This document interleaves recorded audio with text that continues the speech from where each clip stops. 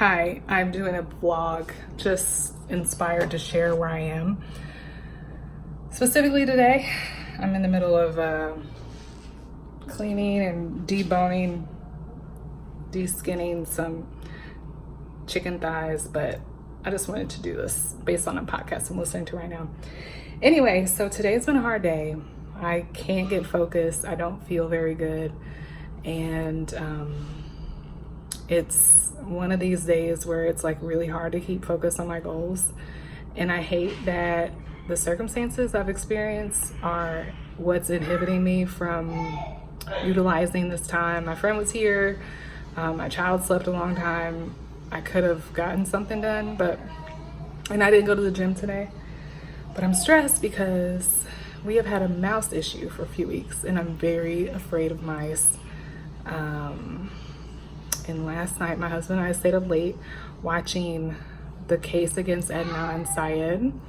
And then while we were watching that, I looked up like Heyman Lee psychic reading. And then I got into this blog about making a murderer psychic reading. And anyway, so I went to bed. We get up to go to bed like 12:10, and I see a mouse run from the refrigerator to under the dishwasher. It's my husband and my child in the basement. So then I'm stressed from that, go in the bedroom, my husband does this thing, and then he informs me that he saw a mouse jump from the stovetop up into the display area of the stove.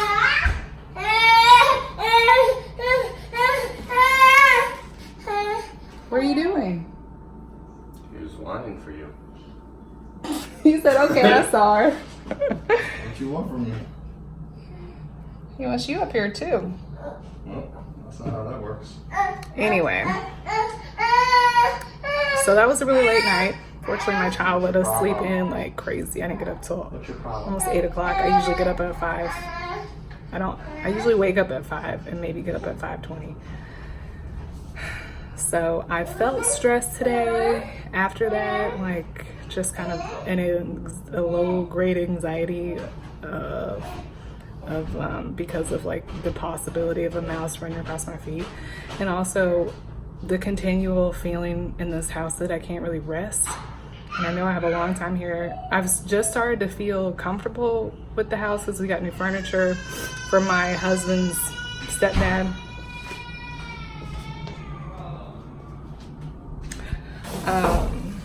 So I was just starting to feel a little bit better. And then now I'm like, I just can't rest. But then there's also that pressure that I need to make sure I accomplish my goals. So when it's time to move out, we can move into a place that has more to offer than this place. Because what this place has is space at least. My other stressor was that I had a accountability call with my Mary Kay director today.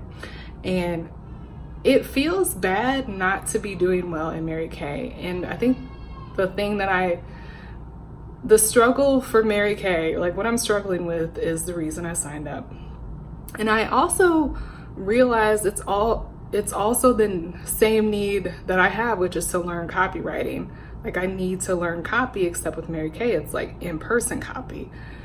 So I understand that. And I'm the type of person where I don't really want to tell people what I'm doing because I don't know, it just seems better when they see it as opposed to just telling them.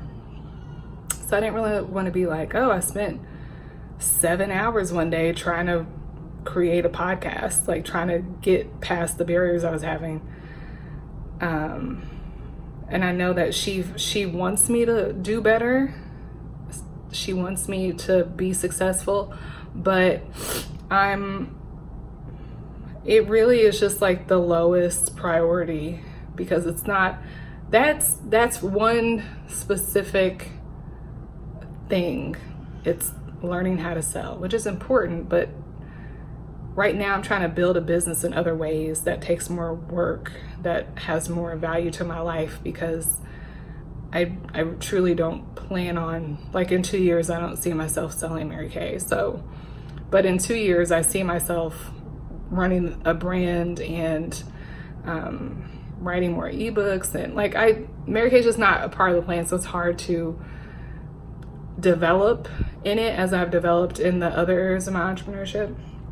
So I feel stressed because I feel like I'm failing and I want to quit, and I think I technically should quit, but then I also still have a very strong reason for why I'm doing it. So that's my stressor. Also tried to get medical care today, but I don't have insurance because I'm in this like limbo period with the healthcare marketplace. And I don't know if I'm gonna share what is going on. It's not really serious, but it's like, okay, I think I have a cyst on my ovary. So I went to Planned Parenthood, but they can't treat the cyst if I do have it.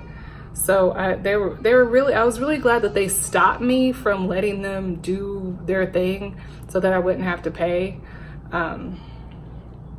because they can't help me since they don't have an ultrasound machine and all that. And if they did, even if they saw the cyst, they still would just refer me out. So I have to wait till I get insurance. Anyway, I've just felt stressed like that about that. And I'm off focus. And my son is feeding me. Are you hungry? Anyway. So that's where I am. Hopefully after I get dinner ready, I can get some work done and get back on track. It's Saturday. I'm really tired. My son and I are supposed to go to a crawfish boil today, and there's a pool, so I went and bought a swimsuit and finally returned a bunch of stuff from Target that I've had for over a month. So that felt good, except they wouldn't take the Swiffer stuff that my mother-in-law bought. I mean, they took it, but I didn't get full credit because they couldn't find on her receipt despite the receipt saying it, but whatever. I'm feeling stressed, so I don't want to go to the boil. I always say yes to social opportunities because I spent so much time without anything to do. And I hate canceling because I always feel bad. I want to be different than other people. The norm is to cancel, so I don't want to be that. But I'm stressed because of the mouse situation, which I explained yesterday. And I'm feeling a lot of pressure from the amount of debt I have from all the things I've paid for. And Mary Kay is giving me pressure, which I'll explain.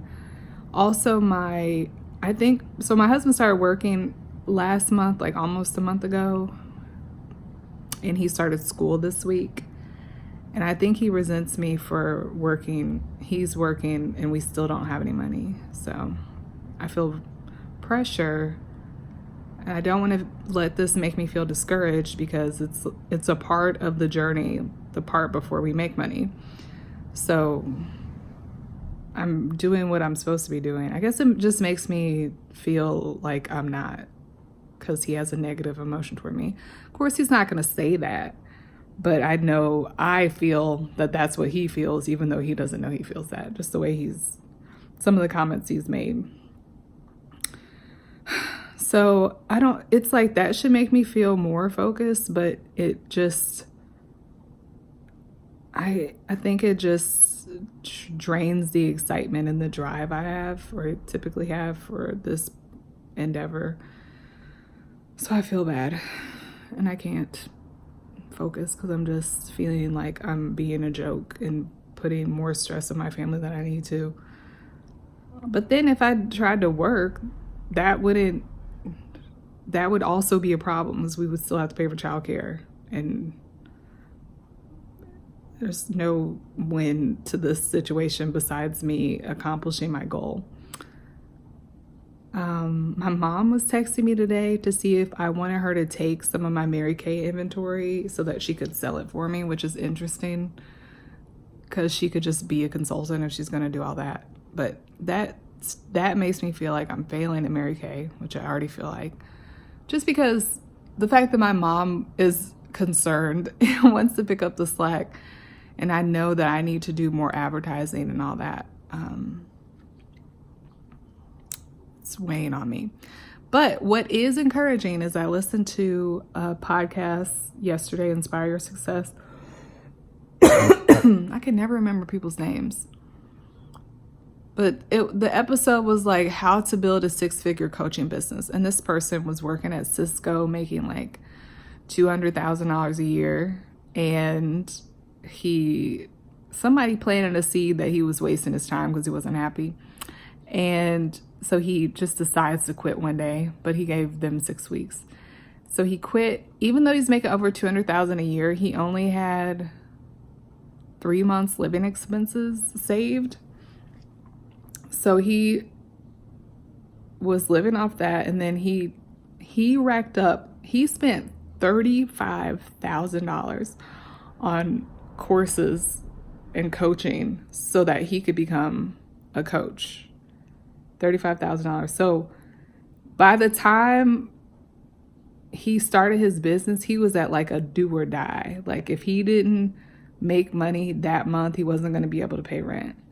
And nobody knew about it. So he had to make it happen. And I feel like that, except I don't feel, the stakes don't feel as high. And I feel like almost they don't feel high enough. But I also don't want to get in a situation where the stakes are like so high and I just crumble under the pressure. I don't think everybody's meant for that type of scenario. So I'm encouraged by that. And I definitely believe that we determine how much money we make. And I think the reason I haven't made money yet is because I just have this. I still haven't completely overcome myself. I still haven't completely adjusted my self-image or self-esteem, which determines how much money we make. So that's my problem. I don't know how to just change that, but I know that's why he was successful, and that's why I have not made any money yet. Yeah. But I'm thinking about that. I mean, there is no shortage of money to be made at any given time. One other thing I've been encouraged by is this young woman, Christiana Hurt. You can check her out on Instagram at Christiana Hurt. I saw her on I don't know if it was like a Vox movie or video that was like millionaire versus poor, the differences. I don't know. But she was on there. She's a millionaire at 24 years old. In her story, you can see like how everything happened. Basically, she was a regular kid, but I think her parents had kind of created a higher standard of living for her. She said her dad always bought them courtside seats, but she herself was struggling working at fast food and stuff. And then she gets in a relationship with this guy that convinces her to co-sign for a lease on an apartment that's like $3,000 a month or something. And then she quickly realized he wasn't going to pay it. So she had to find a way to make the money. And she got into drop shipping or e-commerce or something. And now she's a millionaire. She has several businesses. And I was like, see, that's the reality of America. Anyone can change their situation at the snap of a finger. 2 fingers. So I really should not have a problem. All I need is a few $100s, like to make wiggle room in our budget. I think if I had probably $700 extra for the month, then things would be really different. But I obviously want to make more than that, but that's such a small amount of money compared to her trying to make $3,000 pay rent. So I just have to work on my mindset, I guess. Anyway, I feel a little bit better after talking about it. And I'm going to eat this Twix that I bought at Target. And I wasn't watching. My son destroyed it. I'll show you that. These babies. I'm not going to be able to enjoy it. But I'm going to start doing something. Good morning.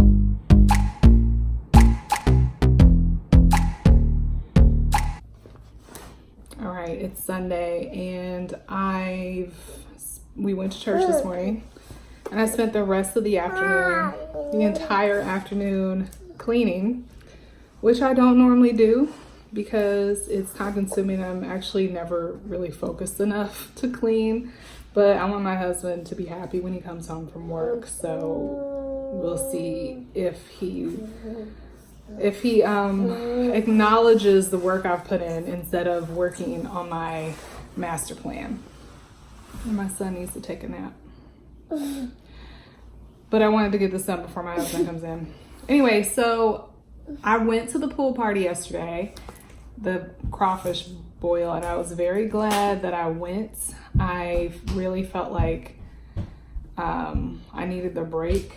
And I met somebody who can help me with audio for the podcast. So it was great. And I know that normally when I don't want to go somewhere, it ends up being fine. So it just further enforces that trend. At church, I felt like I got some peace.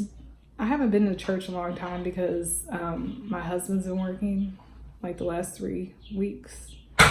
And I meant to go last week, but I had to get my son from his grandma's house, and I was late going over there and blah, blah, blah. It's a bad time because when church is like when he needs to be taking a nap. And so I was trying to go to 9 a.m., but that didn't work either.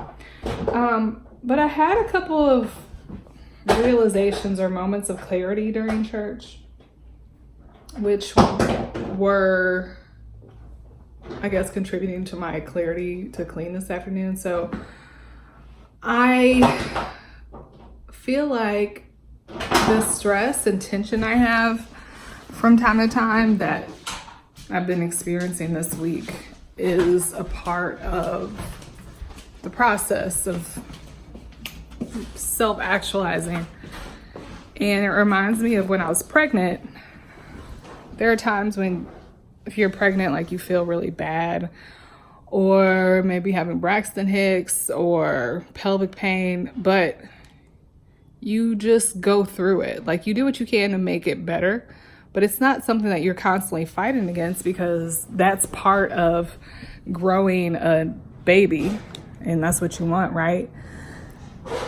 So then I'm thinking about like the frustrating or hard times I have as a growing entrepreneur are part of growing a business, and maybe I shouldn't fight against those so much. Maybe I should just accept that there's times when it's tense or times when I feel stressed or overwhelmed because it's a part of the process. So there's that. And then I had a moment of realizing that part of my fear, I have there's two, I think I have fear, and I think it's like twofold. Number one is, I think in order to be successful, you need to have, with what I'm trying to do, I need to have a following, I need to have fans, and an audience base or client base, customer base. But I'm afraid that I won't actually be able to grow that because I don't feel that I've been able to grow a social network really up to this point. Like I don't feel like I've been widely accepted or embraced. So I'm afraid that I won't be able to accomplish that in a business sense. And then I think I'm also in between poor people, like the categorical meta poor people and the rich people or the wealthy people. I think I'm like in the middle of these two mindsets because I understand the mindset as much as I can, not being rich, but I understand the mindset of the rich, which is you deserve more, you take opportunities as they're presented, you work to remove barriers instead of letting barriers stop you, and you allow yourself to dream big. I understand that, but then I've been this poor person for 30 years now, so it's hard to make that jump And I think I need to accept that it's just going to take longer, or it's possible that it might just take me longer to transition, but that doesn't mean it's not going to happen. So I shouldn't be so worried about that, or I should just acknowledge that it takes time. So what I see is, I know what I want. I know how it can happen, even if I don't have all of the details. But I also don't, like, my actions don't align with those goals, and I'm like not changing fast enough. So that makes me feel badly. That makes me feel like I'm not going to achieve my goals because I'm not changing as a person. But I just need to accept that I'm in transition, like I'm in the middle. I don't know if I was on one side, if I was on the poor side all the way still. I hope people aren't offended by me saying that. But if I were on the poor side, I think I would just be making excuses as opposed to like identifying that I'm not living up to what I should be in order to have the results that I want.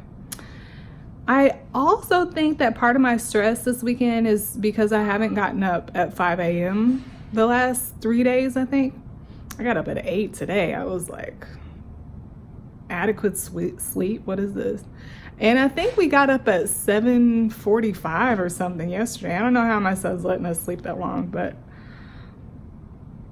not getting up and getting to work and like having my day start off with me being intentional and with me touching base with my goals and working on my goals, I think is throwing everything off. So those are my thoughts. It was impromptu for me to film like this, but I feel like I want people to see the roller coaster that is entrepreneurship, because there are times when I'm stressed, there are times I'm discouraged, but then I come back around and I refocus. And I think as I get farther in this game, that cycle is shorter and shorter. So there is hope. I don't know. I wonder what the shortest span of a cycle is, but I just hope that somebody's encouraged by seeing me struggle this weekend. Oh, and I keep thinking about quitting Mary Kay, but what I'm gonna do is I'm going to this conference next month, and if after the conference I still feel like quitting, I'll just quit. And maybe not even quit. I think I just need to be able to focus on my actual priorities without shame, which means not trying to get better at Mary Kay when I have other things that I actually have a long-term vision for. That was another thing. If you don't have a big vision for something, then it's gonna be hard to change in order to achieve whatever small little vision or goal you had. So with Mary Kay, I had one small goal that really can be achieved by other means, which was to learn sales and gain some business experience. But I don't see myself in Mary Kay past the year. So it's really hard I have nothing really driving me besides not wanting to fail or not wanting to not sell this inventory. But then I also remembered that if I don't sell it, Mary Kay will buy it back at 90%. So what do I have to lose? Anyway, my husband's coming in and I want to get his reaction to the home. So let's see.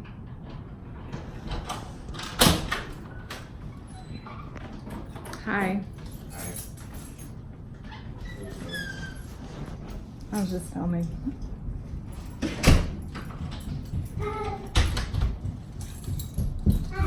Hi. What are you doing? Why do you do that? Huh? I don't know why he does that.